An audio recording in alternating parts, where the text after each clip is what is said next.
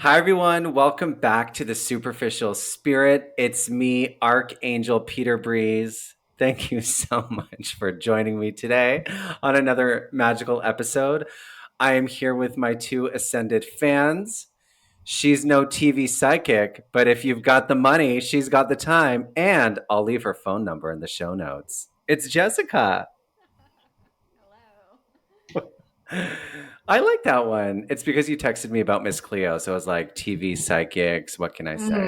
Yeah, I like that. How And I are like you? money, so I'm good. And you like money. Can I put your phone number in the show notes? Do you want the fans to call you? We'll put a pin in that then.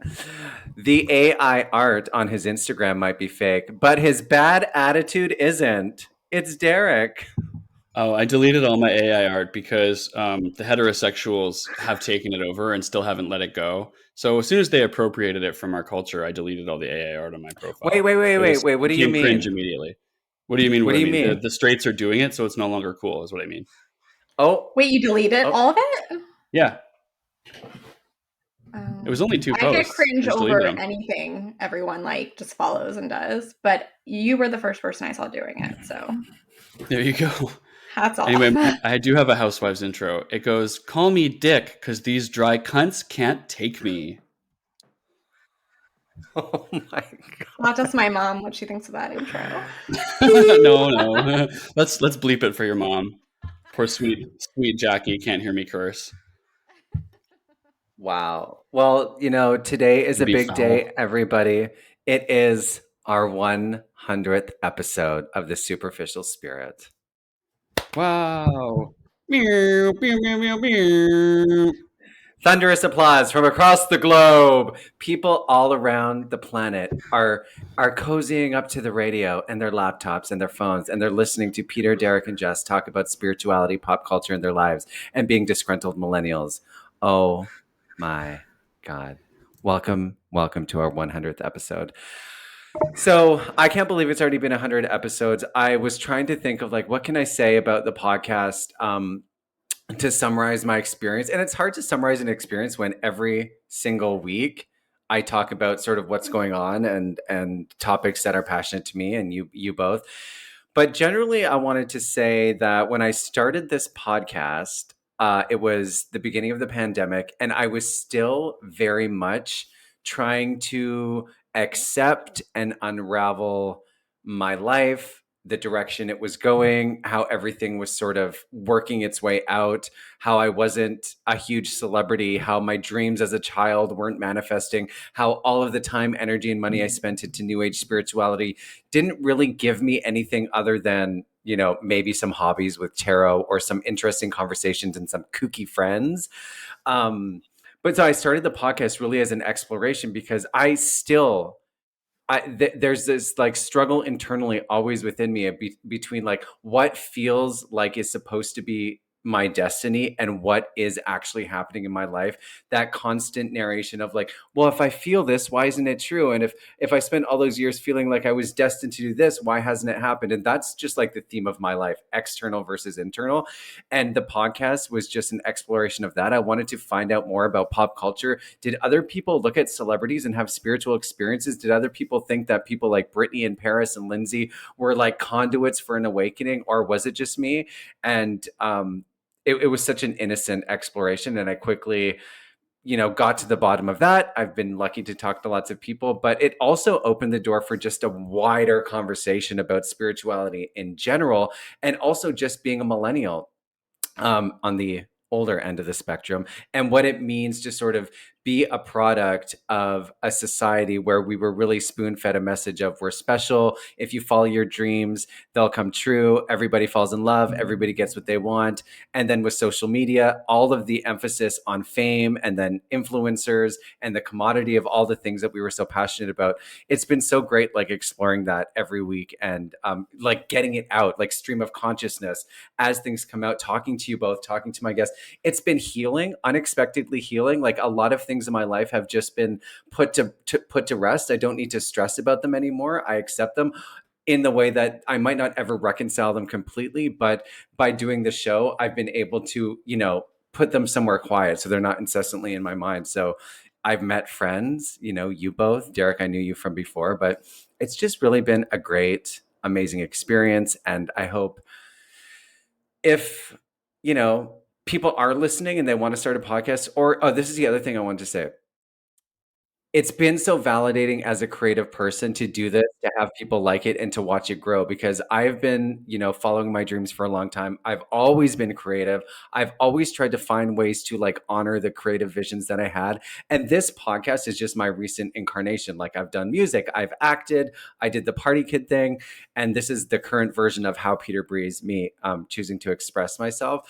And it's such a gift to be able to carve out time in your life to be able to do something that you're passionate about. And doing a podcast is amazing, because when I first started the show, before I was interviewing people that I didn't necessarily know, I was interviewing my friends. And it's like carving out an hour to interview somebody that is in your life that maybe inspires you or interests you at least is so great, because in my life, I hadn't really spent that much time reaching out to people that I thought were cool and just asking them about their journey. And it's been really, really rewarding. So if anybody's listening and this show happens to be, something that you like or inspires you, use that and do something that is your version of the superficial spirit. Find a way to create and connect with the people around you and become awakened like Derek and Jess and me. Thank you. Thank you for awakening me. Praise You're be. welcome. You're welcome. I now see the bright, radiant, and warming glow of Brittany. Brittany. Well, why don't I say a few words? I mean, I've told you since the beginning. One of the first things I said to you when you interviewed me on the show back in like 2019, maybe 20. One of the first things I said was that I think this is such a good idea because it's so you. It's so you doing a creative thing that fits this very particular niche that is something you're passionate about. But that's what I think is brilliant positioning, I guess, market positioning, for lack of a better term. And I know it wasn't as conscious as that. You weren't, targeting a market and then trying to like make a profit or anything like that. This is a passion project for you. But I think that's what makes it special, is that it just is the kind of thing that it's so individual and so unique that it's the kind of thing I think will interest other people, even if they're not immediately like, oh, I feel the exact same way about spirituality and pop culture intersecting that you do. There's so much you can latch onto either in spirituality or in pop culture and learn something from either one, I think, if you watch this show. So I just think it's really rather brilliant as a creative project. And I'm always trying to come up with something as good, basically, as I think this idea is. But I always judge myself too much and never do it. So, and yeah, thank you for having me on as a semi-permanent co-host in the last little while. Pretty permanent now these days. I mean, every episode, that's pretty permanent, honey. I love it. Thank you. Thank you for being here. Yeah, I'm so happy. Thanks for letting me. Your episode was great. Thank you. It's one of my top 3 that we'll get to. Yeah, we'll get to that. So we are going to be counting down our top 3 episodes, each of us today. So yeah, we'll save that. We'll put a pin in it. Jess, do you have any thoughts on the superficial spirit and your journey? Yeah, same. Like, thank you for having me on. I remember being so nervous for my episode, and you were famous to me and you still are. So thank you for that. And I wrote down what you said, like it's healing to talk to others. And I have found that through, my journey of connecting with you was through my journey of like becoming disillusioned with like new age and spirituality. So I found that it is healing to talk to other millennials, actually, that I'm like, wait, shit, like other people went through this too, kind of got like swooped into this thing, this thought pattern. And now we're all coming to a realization kind of at the same time too. So connecting with people has just been, again, I call you my guru sometimes because I think you're a couple years ahead of me of, being disillusioned from that. So it's been so helpful for me. And I love what you said about just like, this is like your way to connect with other people, because it kind of is. It's hard to make friends when you get older. And it's weird if you just reach out to people and like, hey, you're cool, let's have a conversation. But when you have a podcast, you could be like, oh, you want to come on my podcast? And that's not like weird. It's like, oh, yeah, sure. Because people aren't just going to have like a phone call with you. If you're like, hey, let's chat sometime. They'll be like, I don't know.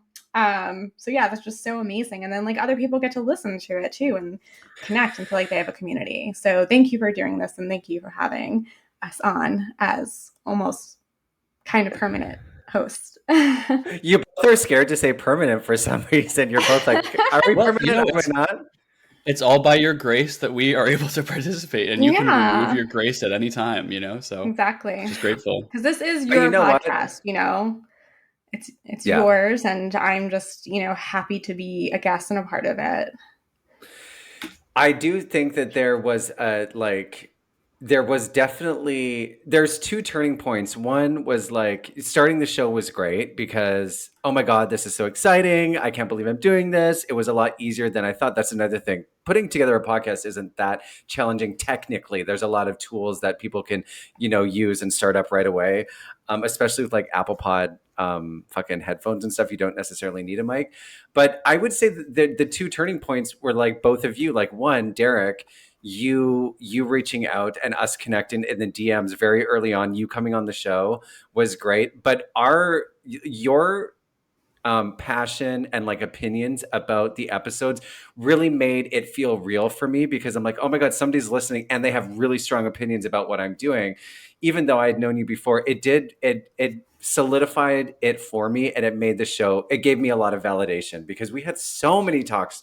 Even like before you came on the show, after you came on the show, your friendship has been great. I love it. I always learn something from you. And then Jess, when I connected with you, it was like another layer of that because I didn't know you. We met because of the show, and very similar journey, similar age. And again, like, wow, I can't believe I met a friend that I'm actually pretty close with. Like, everything that's going on in my life. I know everything that's going on in your life. And it's because of the podcast. And how many friends do we both have that we don't fucking talk to them for an hour a week? Us three spend an hour together every single week. I have best friends who I've known for years that I don't talk to this often. So yes, it's been great. Thank you both for being here. Let's get to the top threes. Okay, let's start at number three. It's a tight I'll show. start. It's a tight show. Yeah, I'll start at. You're all I'll start very at number tight. three. So what we'll do is we'll each go around the circle. I'll start with my third, then Derek and Jess, you can say yours. So my number three is the Conspirituality podcast with Matthew Remski. Now, this was a very popular episode on the podcast. It brought me a lot of new viewers. Innocently, I actually just was Googling, spiritual podcasts. I came across them, asked Matthew to come on. He said, yes, we interviewed in like a few days, but it really brought me a lot of new people. And it was the first time I had talked to somebody who intellectually had spent a big chunk of their life really examining the relationship between modern New Age spirituality and conspiracy theories and sort of the negative effects of spirituality.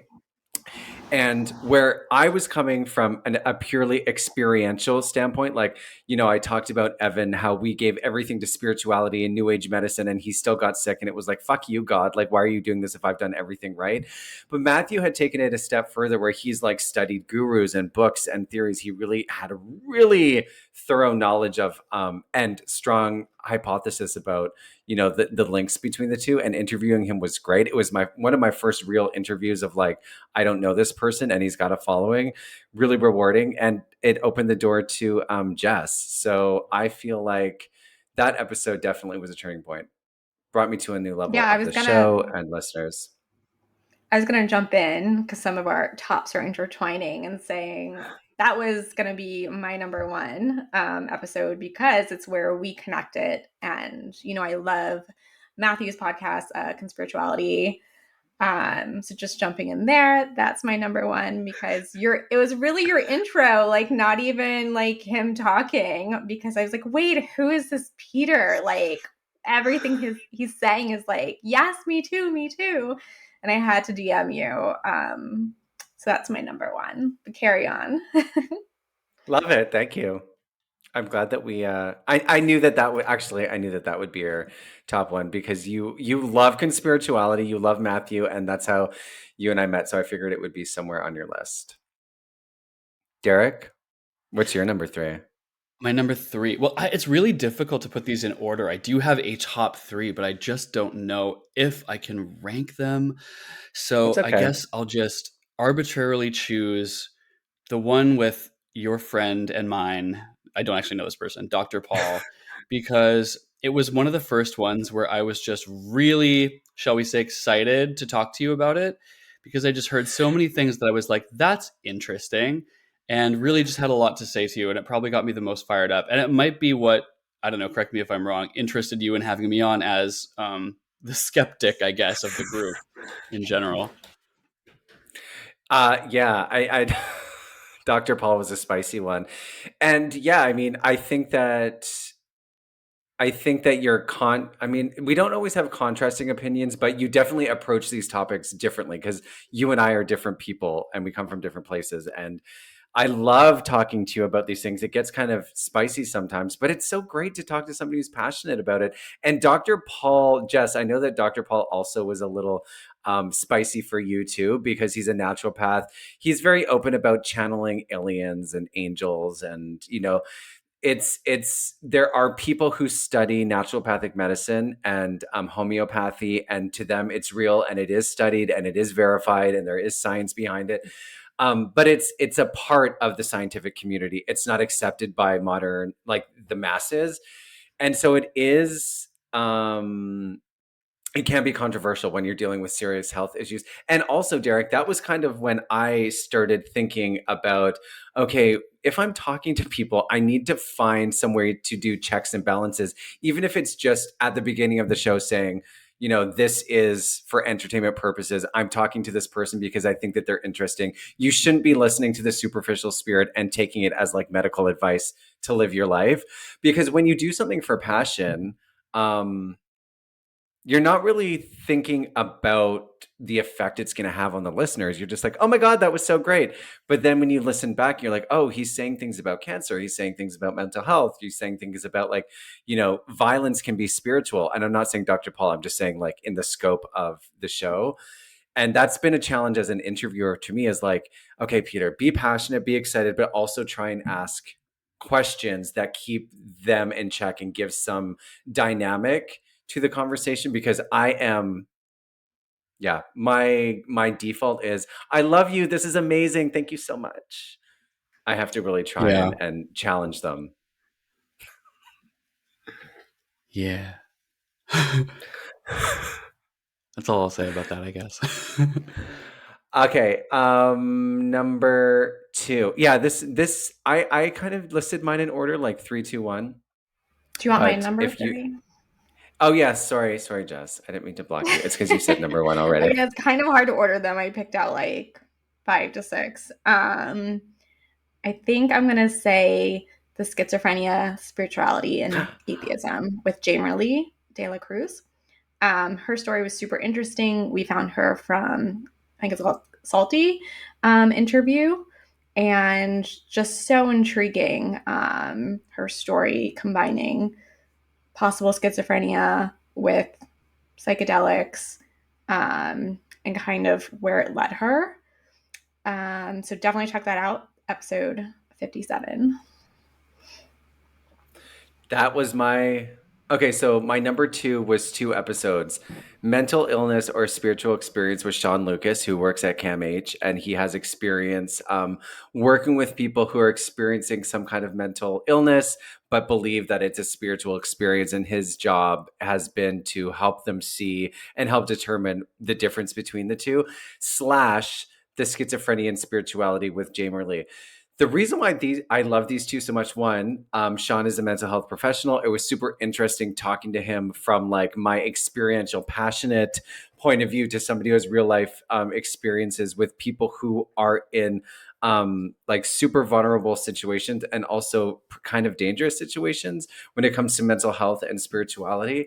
And Jamer Lee was so great because her story was so vulnerable. Like, she basically walked us through a psychotic episode, what it was like, really specific details about what was happening to her, why she thought it was spiritual, why she doesn't think it was spiritual anymore, how it affected her spirituality. And those two also, huge learning opportunity for me, thinking about how spirituality, like like channeling God and feeling like God is talking directly to you, or demons or angels, could be a sign of a serious mental illness. This is around the same time I was going to doctors. I was like having a lot of ups and downs with my moods, feeling really depressed and then really euphoric, and like figuring out that I am somewhere on the bipolar spectrum, like very minorly. But then when I'm talking to these people on the podcast and I'm doing research about people who go into a manic episode in bipolar and they believe that they are like superhuman or that they're channeling God. And then I look back on my own experience. I'm like, oh my God, like there were times when I would write an entire novel in 3 days. And I just thought I was like so spiritual. And I was like, oh my God, I'm channeling the universe. But, you know, maybe it was slightly manic. And then looking back at your journey, believing that it's something spiritual, and then realizing, oh my God, maybe it's a chemical imbalance in my brain, was like sobering for me. And like, wow, okay. And there are a lot of people online who don't take meds for bipolar because they do feel like I would rather, the depression is really bad, but I don't want to lose the mania. And if you tie that mania with this spiritual connection where you believe it's something spiritual, it becomes very, very personal and confusing, and can be challenging to navigate as the person experiencing it. And I just felt, one, so lucky that Jamerly opened up. Who am I to Jamerly? I can't believe she was being so open and honest with me. Like, she just agreed to come on the podcast and shared her entire story. And I remember finishing that and being like, oh my God, Evan, I just heard the craziest story. And I love her for it. I actually don't even know if Jamerly ended up listening to the episode back, because she said it was like, it was a lot for her to share, and she was really appreciative of the experience. But yeah, the conversation around spirituality and mental health is still something I'm really fascinated and interested in. Big D. Yeah. Um, oh yeah, I mean, just about that one, I just remember, yeah, being interested in that one too. I that was one of the ones where I sort of DM'd you a bit after with some questions and thoughts, and I do remember thinking like, interesting that, you know, well, there's one really interesting thing is how often mental illness seems to manifest as voices from God. Um, yeah, that's just a really really common thing. And then also the fact that, you know, Jane really, bless her, for sharing, still seemed to be interested in spirituality and in having a spirituality, even though that experience was traumatizing. And she said, I'm scared of it, but it's like seemed to be a need and a compulsion that she had, like, maybe they have in their life. I don't remember how they identify, but yeah, just that was interesting. It was like, how can this thing, you can get burned by this and still be like, ooh, but I need it, you know? Yeah. Yeah, super, super interesting. I mean, even now when I have a really good meditation and I feel like my body is vibrating and it feels so good, I'm like, is this spirit? Is this energy? Or is it the coffee I just had? As an example, I take meds now, like, so like as a mood stabilizer, so that I don't, that I am more like even keel. But now that I know and I've had privy to those experiences and conversations with those people, I'm definitely more critical of my own physical experiences. Like, if something feels profound, is that God? Are you channeling something, or are you just, is something happening in your brain that's making you feel really, really good in the moment? And you can compare that to fucking doing MDMA or drugs, where you get really, really high. You feel like you're connected to somebody. You feel like you understand life. You understand God. And maybe some people think that psychedelics do crack you open, but also it's just a chemical thing. So having those critical conversations, and still like, similar to what you just said, Derek, knowing that potentially this could just be something that's going on in my brain and not God, and still pursuing spirituality and accepting it, and identifying as a spiritual person, has been a huge confidence booster for me, to like really double down, like, no, in spite of all of this stuff, I still am spiritual, and I still believe in God, and I still am happy to um entertain that idea, knowing that it could be completely full of shit, Yeah, and it could basically. also, I just want to mention, it can also just be a snapshot of a person's point in a journey where they're either going to embrace spirituality at some point or totally reject it. They might just be thinking, like, right now, I'm not sure. And I feel like that's a need that I have because it was something I held onto before and that gave me a lot of comfort. And now I'm just not sure. And maybe they're on their way to discarding it and maybe not, you know? Yeah, super interesting topic. So yeah, those two were tied for my number two. Derek, what was second on your list? I'm gonna say, well, I guess I'll say the Mary Zilba episode will be second for me, purely because, you know, it was one of the most high profile guests, and it was something that was always mysterious to me. Like, I don't think they did, like, Vancouver Housewives kind of came, they had their 2 seasons. It was like, who are these crazy ladies? And then they were kind of gone.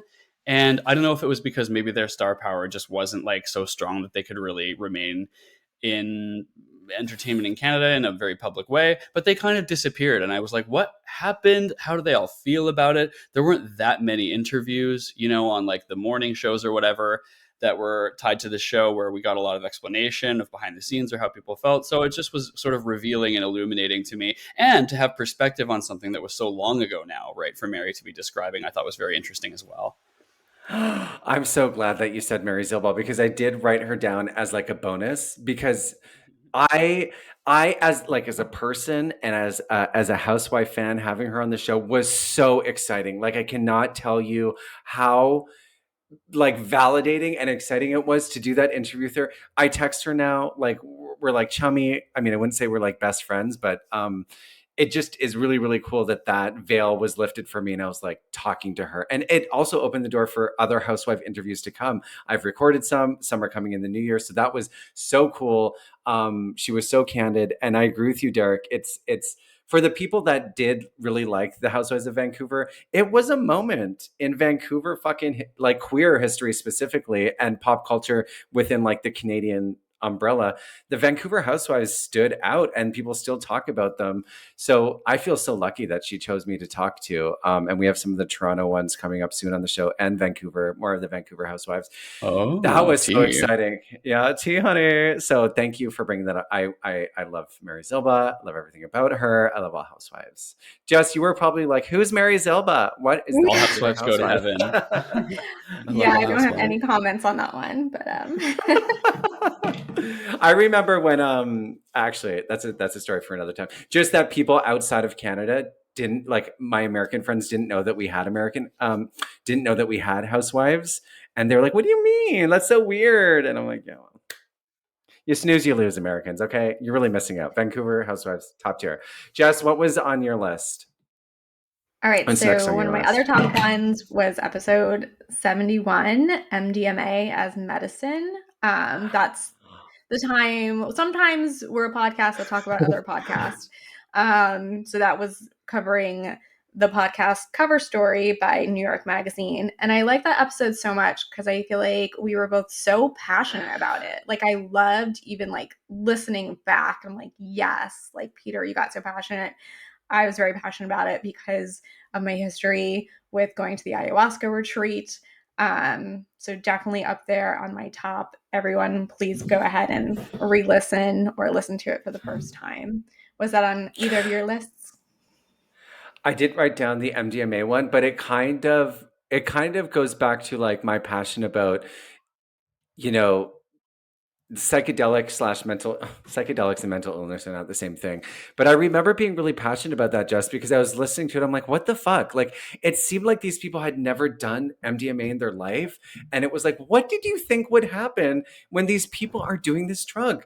You're gonna fucking touch each other. Like, that's what people do. They pet each other, they feel lovey, they kiss, they do like you cross personal boundaries that you wouldn't normally do. And that's the nature of the drug, and that's why people like it. So super passionate about like how they were. I felt really trying to uncover some problematic behavior that I don't know if I was convinced happened. Like, if you're gonna give MDMA to somebody who's experienced some physical trauma, and part of the healing process in the session is physical touch, then in retrospect is cuddling and holding and like whatever they were talking about. That to me, if somebody said, Peter, you're gonna go into an MDMA trial for your trauma, I would 100% expect to be cuddling with whoever was going through the process with me, because that was my experience of MDMA just as a party kid. So man, yeah, But yeah, that one got me. I was passionate on the side where it seemed like the trial was too short. It was for like three Yes. days, and then it left them Yeah. hanging. Where in my experience with ayahuasca, we did it 4 days in a row, and then you're just like left. hanging. Yeah. Like, that's it. Okay, trial's over. Okay, this is over. No aftercare. And then you become an even bigger mess, possibly. Because I Totally. know that Totally. led to suicidal tendencies for the people who left the Mm-hmm. ayahuasca resort. And it seemed to have messed up these people who did the trial. So much, you know, in that episode that we talked about. And if you listen to the Cover Story podcast too, it's just, yeah, so much going on, so much to say based on drugs and how should practitioners be held accountable and what are the boundaries. And also, like, oh my God, okay, two things. When you do, like, speaking to the 3-day trial, that isn't long enough. I was just talking to my friends last week. I posted this on my story. They had missed my birthday dinner, so they took me for tarot readings. And one of my friends had a really crazy weekend. He did MDMA twice, like on Friday and on Sunday, I think. Yeah, on Sunday when we went to Mariah Carey. He was really having a good time. I was like, wow, you're really feeling Mariah. Turns out he was just high. But he was depressed for the rest of the week. Like, you know, his serotonin was depleted. He was feeling anxious. He couldn't really sleep.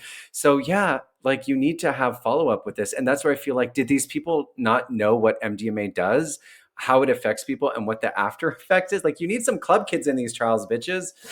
God. Yeah. And also, I was going to also say, putting out information about psychedelics potentially having healing properties is really dangerous, because I know that they can. I've experienced it. I've seen it.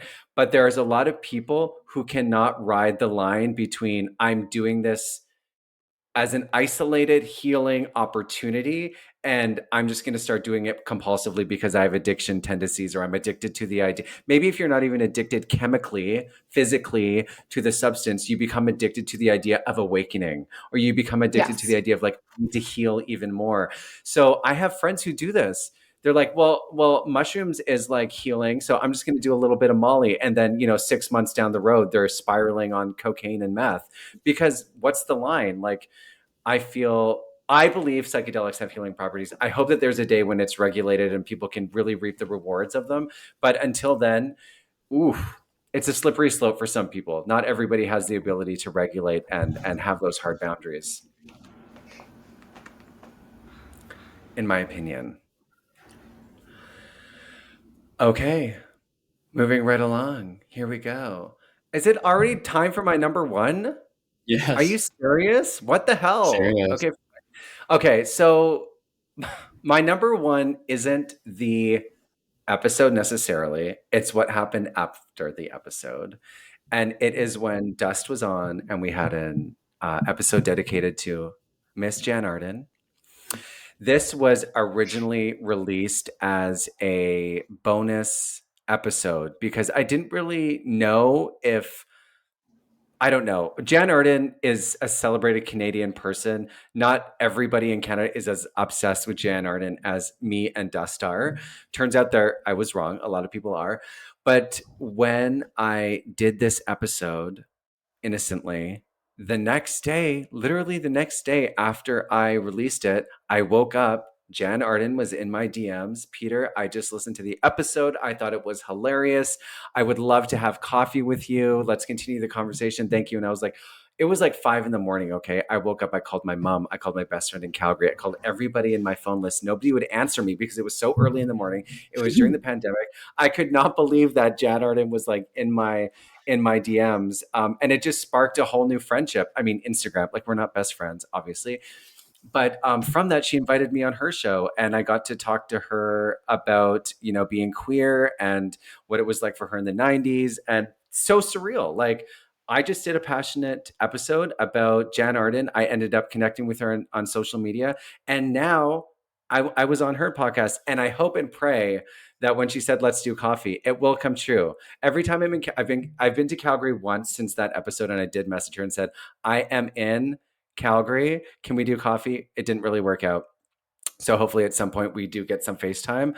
But I also met her manager, Chris Manages, who was on my show. He's an amazing friend now. He's been super insightful and he came on my podcast. But that episode about Jan Arden really did have a ripple effect in my personal life that, again, similar to Mary Zilba, was like, holy shit, how is this my life? I just started a podcast and now I'm literally talking one-on-one with somebody who I've always looked up to, admired, and been a huge fan of. Huge, huge, huge. So that was a really profound episode for me. Well, in connection to that, your Chris Manages episodes were in my and my mother's top. For some reason, we just love Chris and his story and kind of like how he got to where he was. And I don't know, it was great. We love Chris.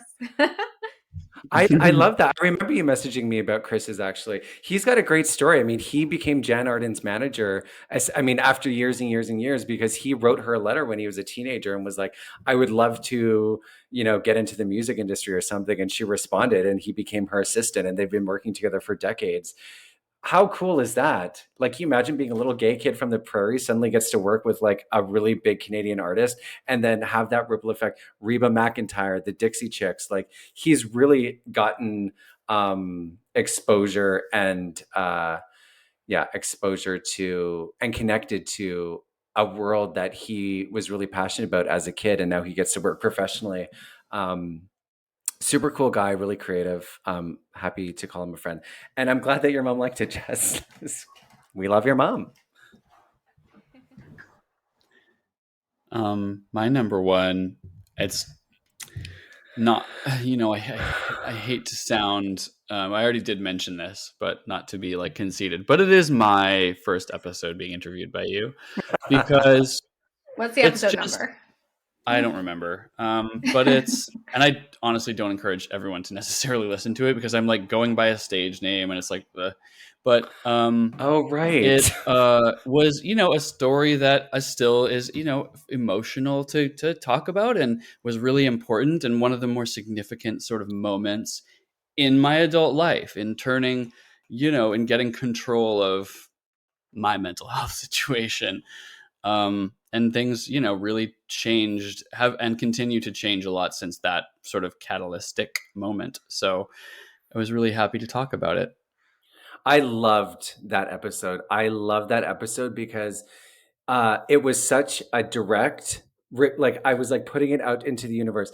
Universe, how are people profoundly affected by pop culture? And Derek was like, well, let me tell you, Lady Gaga is the reason why I decided to take medication and take hold of my mental health. And I thought it was super candid, super vulnerable of you to do that. Um, and again, it was like a huge validation because see, celebrities do have this kind of profound effect on people. Like they're not just pop stars. If you have an emotional connection to something, it has the effect to like potentially take you in a healing path. And I love that episode. And it was surprising because I do know you personally, and I had no idea that that was part of your journey. And it's nice to know that like other people in the world are, even if they're not like super stands online, like I'm a monster, I love Lady Gaga, they can quietly be affected by pop culture. And I think that's really, really cool. And that's the power of fame and that's the power of celebrity. That was also a really popular episode. Yeah, I remember in the early days, the numbers were really great. So I agree that Cool. that's one of my favorites too. And Jess, you already told Well, us your number one as soon as we yeah, but started. I still want to give a shout out to my episode because same, it was like such a pivotal time in my life where I was so into, I didn't call it new age for the past 15 to 20 years, but so into like this thought pattern of spirituality, spiritual, not religious, based on psychic books.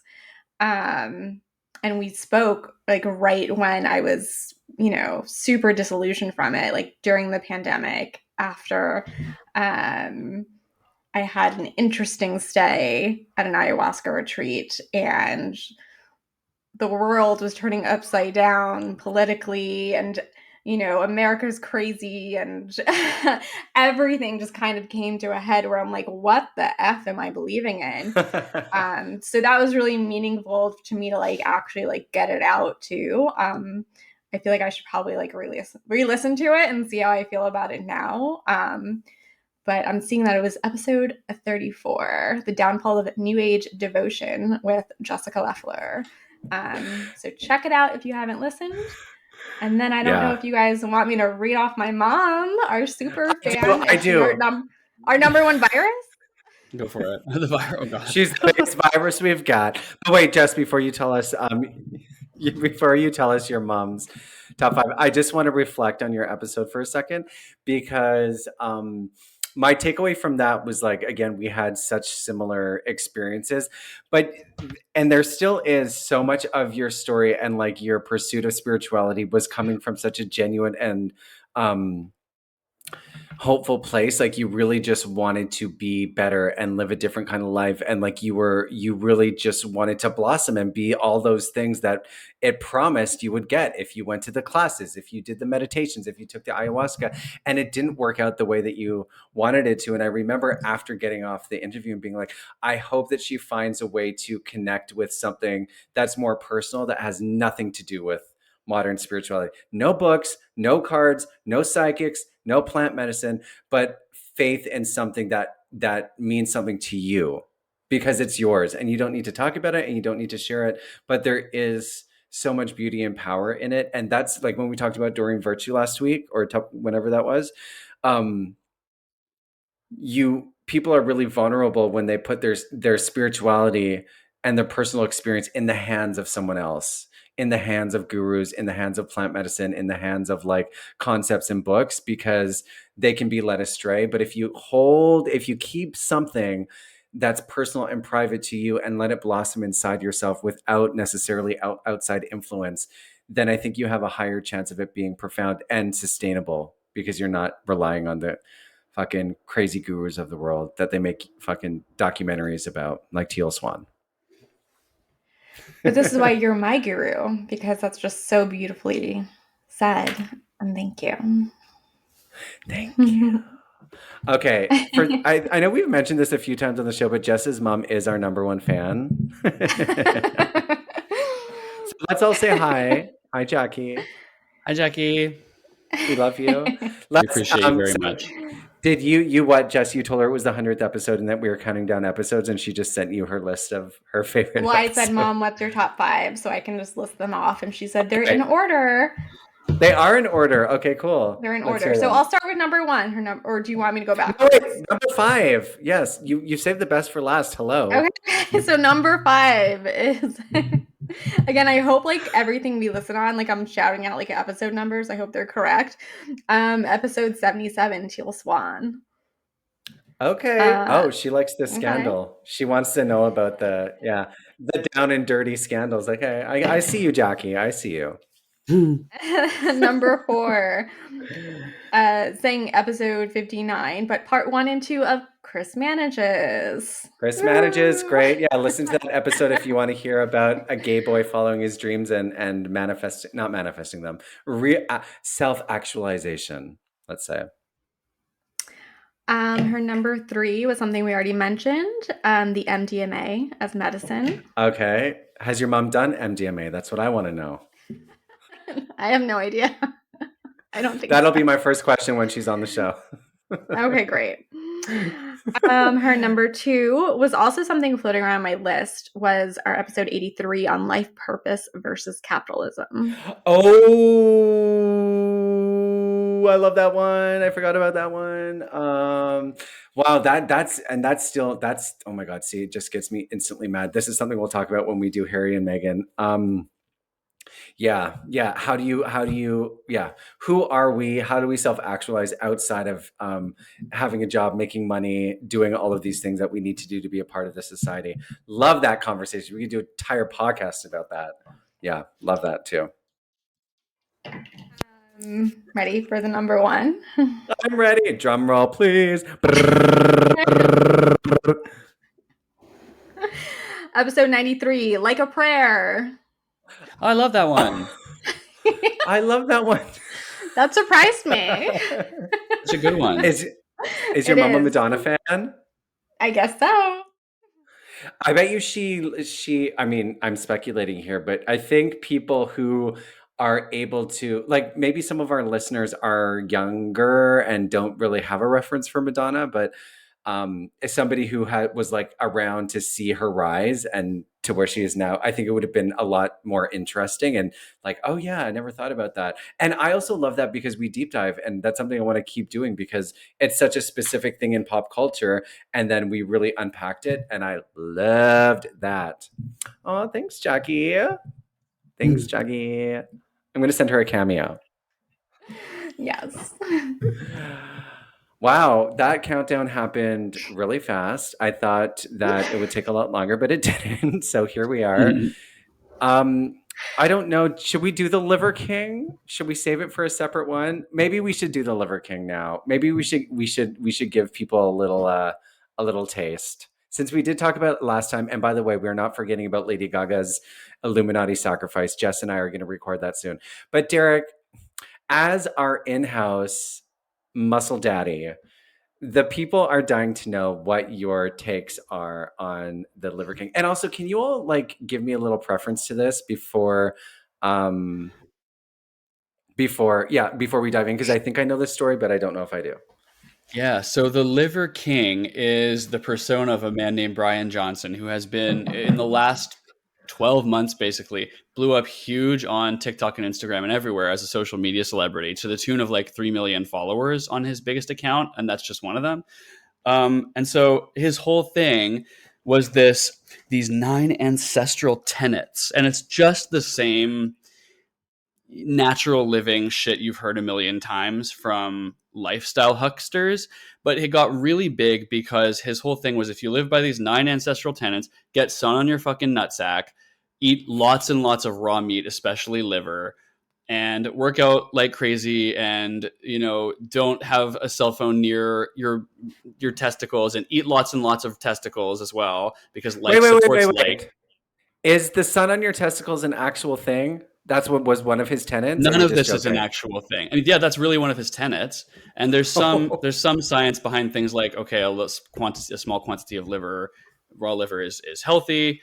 Yeah, it's very much like butthole sunning. It's very much like perineum sunning. But so his sales pitch was do all these things. He apparently doesn't sleep on a bed. He sleeps on like a board with like a duvet on it, with his wife and his, he's got 2 kids as well that participate in this lifestyle to some extent, and never wears shoes, and he never wears a shirt because microplastics or something, and run through the forest a lot and fight and hunt and be a primal. All this stuff is primal. You're either primal or you're subprimal, right? Creating this in-group and this out-group of people who follow him who are primal and people who don't, who are subprimal, and don't go hunting and play too many video games and shit like that. Very, toxic masculinity sold to the masses. And also supplements. So he's selling these supplements, and the idea is he's got this big jacked body, just absolutely jacked, 5'7", and just covered in like bulging muscles, but with the reddest skin, like he's the color of a plum. And but he's never touched steroids, he said. And he said this over and over and over on the biggest platforms, Joe Rogan, Logan Paul, literally saying the words, if you can't live the lifestyle that I live, you can buy my supplements to look like me. And I've never done steroids, never touched the stuff, never would, right? So for a year, he's got most people not believing he's never done steroids, but enough because a huge amount of people really just aren't educated and would just look at a jacked guy and say, well, I guess he says he hasn't done steroids, so sure, I guess if you live this way, he's living in a crazy way, so I guess he has a crazy body, and that's how that works, right? People don't necessarily know. And to be fair, so he was exposed by a channel called More Plates, More Dates, which is a fitness YouTube channel, a fitness-related YouTube channel. Talks a lot about science. He was exposed of these old emails that he had with a coach he was trying to engage as a nutritionist and an athletic coach, and someone who could tell him about his steroid use. It was revealed that he'd done a shit ton of steroids, actually, for a long, long time, to the tune of $12,000 a month. That is a lot of steroids. A lot. And so, the emails were basically, he was filling out this questionnaire, which was like, what supplements are you taking now? What's your lifestyle like? And he's answering it and like, I every morning I walk down to the lakefront barefoot and stare at the sun. And it's like, your coach doesn't need to know these details. But in one of the questions he answers, and it's fucking HGH, it's Winstrol, which is an oral, it can be an injectable steroid. He's on testosterone, cypionate. He's on Decadurabolin, which is another steroid. I mean, just so much, so much, right? Um, and that's basically the story. The story is he was just another lying homeopathy, natural living huckster, but he managed to harness, with the help of an expensive PR team, very intentionally, he managed to harness people's imaginations in such a way that he became this massive internet celebrity. And so there has been some fallout to the revelation that he's done steroids, but not as much as you would want, not as much as you would hope for. Wow. I just Googled him while you were talking. How could anybody with eyes think that this is a natural body? Like he looks like an action figure. Yeah, but people don't know. And to be honest with you, people will see any guy in good shape and go, "Well, he's on steroids." Because people don't know. They're really not very educated. A lot of people think someone's on steroids who genuinely isn't. And a lot of Yeah. people who have been in the gym for a long time, who have done a lot of fitness stuff, who have been around steroids or even tried steroids, tend to know. They're the ones who tend to know, but most people are not in that position. So anyone who knew about fitness was like, there's no fucking way this guy is not on steroids. He's redder than a goddamn fucking Granny Smith apple. Are those green? I don't know. Anyway, he's red as fuck. This guy's on steroids. He's 40 whatever the fuck years old without a shred of body fat. Like, that does not happen. You cannot be that age and be that ripped no matter how hard you work. But most people don't understand that, like, a lot of ripped guys, like, you know, they just don't, they're just not educated on what that looks like. So a lot of people were willing to believe this. And because he's such an extreme character, living such an obviously extreme lifestyle, I can see room for people to think, well, you know, he's living extreme. Why wouldn't he have extreme results? Okay, so I have a few questions. One, what was his reaction when it was made public that he was lying? So he initially didn't speak for a couple of days. And because I work in public relations, I knew for a fact he was having meetings during that 2 or 3 days with his PR team about how are we going to handle this. And all he said, he put out some statement to, at first he put out a statement to Rolling Stone being like, "I'm actually glad this happened because it gives me some time to digest and talk about a very complicated as fuck topic." And then he was sort of silent again for a few days. And then he put out this extremely manicured, extremely scripted apology video where he said basically the same thing. He goes, "Yes, I am on steroids, currently under the supervision of a medical professional. I have been on steroids, you know, for a long time, blah, blah, blah. And I lied and I fucked up." And does the YouTuber like, "It's time for me," you know, the sigh and all that, "time for me to come clean." And the whole, oh, and a key part of this whole sales pitch that he really leans on in the apology video is this: "Our people are suffering. I did what I did because men are killing themselves at an alarming rate. 4,000 people a day commit suicide, and our men feel weak and submissive. And my message has only been about improving our mental health through the ancestral tenets." And it's like, bro, like, so your argument is I did steroids because boys are sad. Okay, this helps who? No. Shut the fuck up. Shut the fuck up. Trying to pretend that this was anything other than a way of amassing many millions on the back of people who believed that your supplements that you're selling were helping you achieve this lifestyle, which they were not. Yes. Right. I was just going to compare that to like New Age too, or like anything where that could actually make people depressed. I'm trying so hard. Like, why don't I look like him? Why can't I get those muscles? Why? You know, relating that to how I felt about New Age. I'm meditating so much. Everyone can hear their spirit guide. So why can't I? And I was so depressed, and I'm so not, because I'm not trying to get something that someone's lying to me about. So if Exactly. anything, he probably really harmed a lot of people's mental health. That is completely correct. And luckily, not enough people, but some people in prominent positions on YouTube have identified exactly what you just said and been like, this is really, you were creating a situation where nobody could live up, no matter, even if they did live this extreme way. They were killing themselves in this way that you encouraged them to, like really working crazy hard, probably eating unhealthy amounts of goddamn liver. It was not that healthy to eat a lot of, and still not getting the results and thinking, am I just a genetic piss baby? Am I just subprimal? You know, this in-group and out-group that he created, well, I must be subprimal. And now they're not masculine enough for the world that Liver King has created. You know, if anything, more likely to cause a suicide, right? What has the ripple effect been like now that he's made an apology and it's been some time? Have you noticed anything online about people maybe rejecting him and going somewhere else for their inspiration? Or is it kind of like, other polarizing people like Trump, where people who love him just love him and there's nothing he can do that will stop them from wanting to be a real life werewolf, basically? I do unfortunately think he made himself too big to really fail significantly. I think he's lost a huge amount of respect from anyone who, is smart, but there's a couple, and largely he is not getting platformed to do his apology tour by anyone very significant. He is getting platformed by larger, like podcasts that are not so large, right? He's not attaining the platforms that he was before when he was interesting and it hadn't been revealed that he was a liar. But people are allowing him on YouTube, people with their own niche followings, 200,000 subscriber channels, they are allowing him to go do his goddamn PR tour where he says all the same shit that he said in his apology.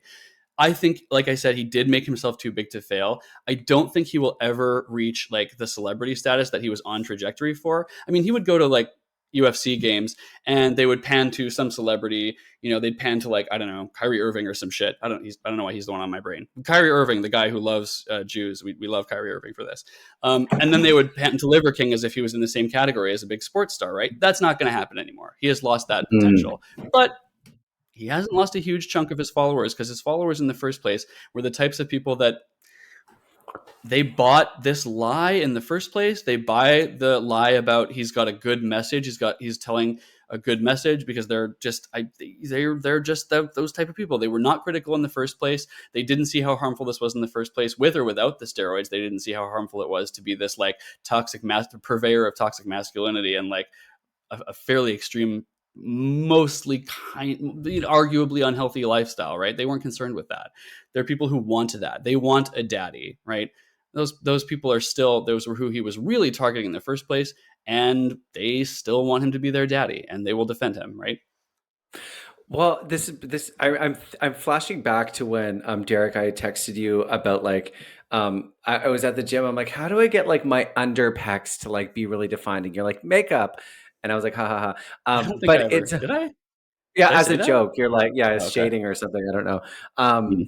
But I think it's important, and this is a question that I have for you, is like there are a lot of guys out there who do want this hyper masculine body in the gay community and in the fucking straight community. I mean, just men in general. There are body dysmorphia issues. There are people who just really want to look this way. And if they don't know about steroids and they don't know about real versus fake, how can somebody who innocently is going into fitness and trying to build this body navigate these images? Like you said, people who are privy to this community, they can tell. You look at somebody and you can tell, okay, that person's taking steroids and that person isn't. But what is the average 17-year-old boy in the middle of America who wants to be this big muscle guy? How are they supposed to navigate it? Do you have any advice for them to like be more discerning with their fitness idols? Yeah, I mean, it's not, you can't necessarily, I wouldn't say you can look with 100% accuracy, even if you're informed and tell, but there are certain giveaways that, if all combined, paint a very likely picture that someone is on steroids. We don't have to get into that, but the point is that, like, I honestly, like, I would, if I were a person, and I'm not, but if I were a boy who was like, trying to break into this and was insecure and didn't know how to do it and I needed role models. I'm not a person who does, so I can't really relate. But my suggestion would be try to only follow people that appear to be natural bodybuilders. And a lot of times they will declare in their profile. Now, there's a huge amount of fake natties, right? The influencer space has given rise to a ton of fake natural people who will claim they've never done steroids, but absolutely have, in order to gain a competitive edge to be an influencer and get the sponsorship. Because, if you claim natty, then there's less PR risk that you are cheating for these companies to invest in you. But if you have a super physiological physique, well, you're going to get that attention more than someone who doesn't have a super physiological physique. So, so I would, it's tough, but I would try to become educated about what steroids look like. And I guess we can get into it just a little bit. Brief flyover: huge traps, huge shoulders, red skin, overly vascular, zero body fat, likely, this is likely steroids. All of this stuff can happen. usually none of all of the things will happen at once, right? So you can have one of these. You can have really big shoulders naturally and still, not have steroids. You can be fairly vascular. Lot of all these things will not tend to happen at once. Okay, so anyway, but try to follow people who look like they are living what they preach. I would try to avoid people who are very heavily promoting brands because there's an incentive for Mm-hmm. them not to be natural, and there's always a Mm-hmm. profit incentive. I would just, in general, I would just distrust anyone online whose sole purpose does appear to be selling products, because there's no reason for them to be honest with you, and they just need money, they just need attention from the sponsors, right? I would just try to, follow people who do appear to be doing in the gym the things that you want to do. If you need advice on how to do that movement, watch that person. Watch people for that reason, because you get the advice, you get some nutritional advice, not because their physique is something you aspire to necessarily, not just that, right? If that's just that, if it's just the images, then that person is probably not being honest with you. And anyway, a lot of those images are manipulated. And anyway, a lot of those people have ab implants. Do you know what I mean? I didn't So even know try to that was a focus on not thing. just the image. Oh yeah, it's a I thing. have I have one more question. Sure. Can But Jess anybody? had something to say, so it might be about something I just talked about. So Okay, before okay, we move on Jess, to you a new go. question, let's see if No, that I Yeah. just had a yeah. couple questions too. So Oh, okay. you can go ahead, Peter. Sorry. I was gonna say, can ever Derek? I have no idea if you can answer this, but can anybody who's very dedicated to working out, the right kind of diet and the right kind of mindset, build a very muscular body, or are some people can be healthy and toned but not overly muscular? Is that something that any human body can do, or does it depend on how your body's made up, how muscular you're going to appear? It is hugely genetic, I will say, and I don't want to Mm. discourage anyone, because I would say yes, absolutely anyone can get toned and fit and can even maximize the genetic potential that they have. Like you, Peter, could become like kind of a sleek muscle twunk. It's possible for you. I can see that. Anyone can Wait. put on some muscle, anyone can tone. But I know people who actually have never done steroids and are they just have abs, they just have really big shoulders and Yeah. biceps. They just look like that. And I actually don't have that. Like, there are people that are way more genetically gifted than I am. And I've done a huge amount of work, and I do have some pretty good genetic potential in the way that my body is structured.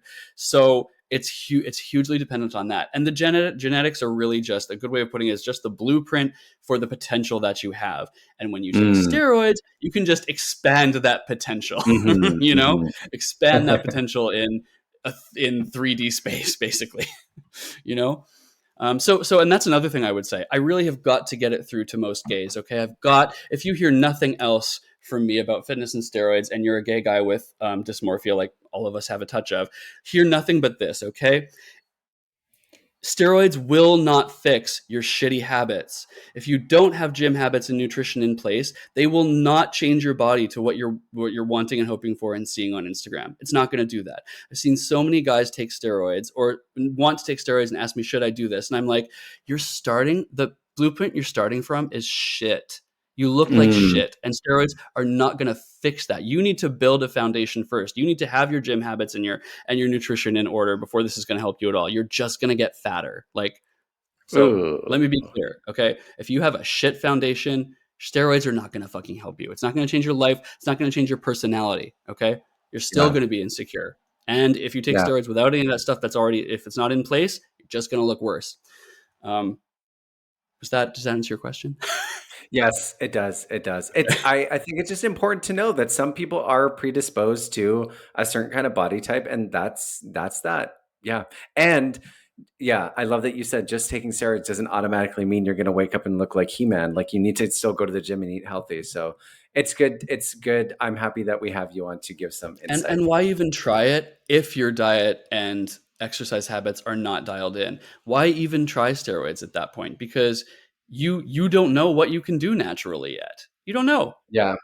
Yeah. Why don't you find out and then say, either I'm satisfied with this and I don't need to do something risky with my health, or you know what? I like my foundation that I've built and I do want to see where I can go with steroids, okay? Because I'm not out here saying steroids are immoral or moral. I'm down with all plastic surgery you want to do to yourself, your body, your choice, all that, right?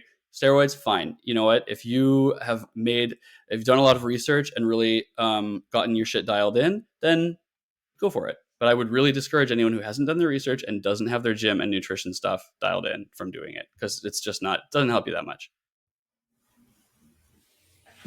Thank you. So a few questions that are coming to my mind, which you don't have to answer, but I'm just wondering, what was he potentially selling? And are people going to sue him over that? And then my other question is, what happened to the whistleblower? Is he trying to sue that person? Basically, because I've been sued, I'm wondering, like, what are all these logistics and like lawsuits that could come about? His supplements were basically things like, and I don't know the whole range, but things like, we've put some freeze-dried liver into this pill so that you don't have to eat raw liver, but you can get the nutritional value, blah, blah, blah. So like, whatever, it might work. He is well, in my opinion, he appears to be absolutely vulnerable to some class action lawsuits here. Absolutely. There doesn't seem to be much question about that among the community. So that's fun. We love that for him. And then can he sue the person who exposed him? It doesn't seem like it. It's not a violation of his HIPAA rights at all, because this person wasn't a doctor. Neither the person who posted the video nor the person who gave the emails between them that had been exposed, because it was the doctor, or not the doctor. It was the the trainer that he was looking for who gave the emails to the guy who exposed it. So it seems like neither of those people are vulnerable, especially because they're revealing potential like other law breaking here that results in him basically committing, I guess what would be fraud, right? In the case of a class action lawsuit. Yeah. Jess, do you have any other burning questions? No, just thank you, Derek. That's it. I thought you were gonna have a whole Rolodex. No, those are my burning questions. Jeez, they weren't good enough. No, they were good. I was actually really, Evan, I heard, was watching YouTubers about the Liver King scandal when it was happening. And it's really interesting. Man, I can't imagine how I get anxiety just waking up and being a regular person. Like, imagine living this lie for millions of people and then getting found out. How does that affect your relationships? How does that affect your obviously convoluted sense of self is now even going to be even more warped because you're like, wow, to get an audience and get a platform, I had to lie. And how does it affect like your future? It's just, it would be a really shitty position to be in, to basically sell your soul to the devil only to come out fucking broke ass, bitch. Yeah, it would, I guess, except that if you watch this apology video, you'll see he's a psychopath. He is not someone that is taking this in and reflecting on it. He is just spinning it now. How can I spin this into more benefit for myself? The emotion is not there. He's a psychopath. He's a sales psychopath, and you've seen these people. You've seen these people that are motivated by nothing than their own self-interest. So you said that he was doing his rounds and it wasn't on like the top podcast. So you know what I'm thinking? We need to reach out. He needs to come on. I have nothing to say, right? Nothing to say to Liver King except you're a dum-dum and I don't like you. And that's that on that, period. Okay. That was great. It's been nice taking a trip down memory lane for, counting down some of our favorite episodes. Thank you to the viewers. Thank you to the viewers, listeners, viewers, fans, whatever, for being a part of this journey. There's going to be many, many more to go until the end of time. Yeah, it's been great so far. And I can't wait till we get to 200 and we're millionaires. Very soon. Okay. I know. Yes, very soon. We'll see you all next week. Thank you. Happy 100. Happy 100, just like my age.